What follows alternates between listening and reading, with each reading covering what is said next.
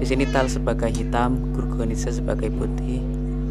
Gurgenidze memulai dengan pion D4, Tal membalas dengan kuda F6, kemudian pion C4, pion ke C5, dan D5, pion ke E6, kuda ke C3, pion makan pion, dan D6, kuda ke F3 dan D6, E4 dan gajah ke G7.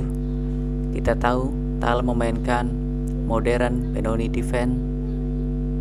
Lanjut gajah ke E2 dari Gurgenidze, dan kemudian rokade pendek. Gurgenidze juga rokade pendek. Tal benteng ke E8. Kita lihat ini di partai sebelumnya, Tal mengancam pion E4, dan putih juga membalas dengan tipikal langkah gajah ke D2 untuk melindungi pion di E4. Tal melanjutkan kuda ke E6, tipikal manuver dalam modern Benoni.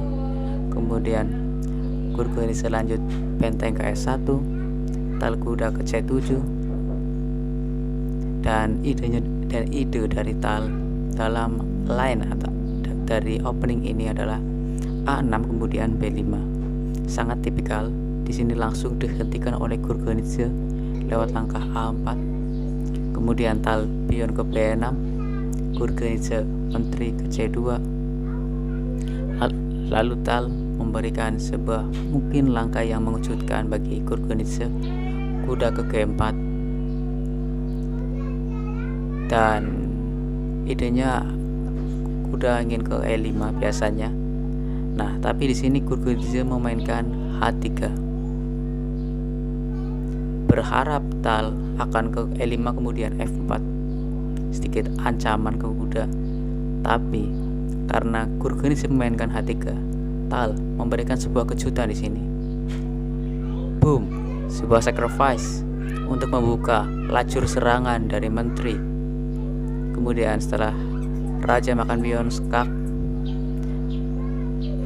raja mundur ke F1 dan gajah D4. Tiba-tiba hitam sekarang langsung memberikan sebuah ancaman skakmat di petak F2. Kemudian karena ada ancaman skakmat, Gurgenidze kuda ke D1 melindungi, mengontrol petak F2 agar hitam tidak skakmat.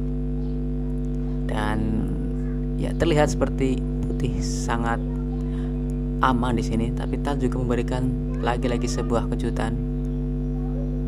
Boom, sacrifice menteri, dan sudah pasti di sini putih tidak bisa makan karena ada ancaman skakmat di H3. Nah, jadi di sini putih memainkan gajah ke F3. Putih memberikan sebuah ruang ke raja ke E2 karena hitam juga mengancam menteri ke H1 skakmat ya. Jadi putih mencoba untuk kabur. Di sini menteri bergerak ke H2. Kemudian Gurgenidze melanjutkan kuda ke E3. Lalu Tal dalam posisi yang memang sudah kalah perwira, dia mencoba untuk memainkan F5, menawarkan pion untuk membuka file E untuk benteng agar bisa melakukan serangan. Gurgenidze membalas dengan kuda ke C4, pion makan pion, lalu gajah makan pion D4. Dan di sini hitam sudah sedikit lebih bagus, lebih mendapat sebuah serangan karena terbukanya file E. Tapi Tal juga perlu melakukan combo serangan lagi dengan perwira yang lain. Jadi gajah E6 dimainkan di sini. Kemudian gajah ke F3 dan benteng ke E5, sebuah langkah yang cerdas memanfaatkan pin gajah ke kuda. Di sini kuda tidak bisa makan karena pin. Kemudian benteng ke E3 dimainkan, dan Tal membawa kembali bentengnya ke file E, benteng A ke E8. Kemudian gajah ke D2 dan kuda makan pion di D5. Ini juga sangat smart karena setelah gajah makan kuda, kemudian kita bisa makan, kemudian Tal makan dengan benteng, dan benteng tidak bisa dimakan karena ada ancaman skakmat di diagonal gajah di sini. Ya, jadi di sini putih memainkan menteri ke E2. Kemudian setelah gajah makan kuda E3, benteng makan kuda F3 dan gajah makan pion C4 skak. Putih menyerah karena di sini gajah sebenarnya tidak bisa disentuh sama sekali.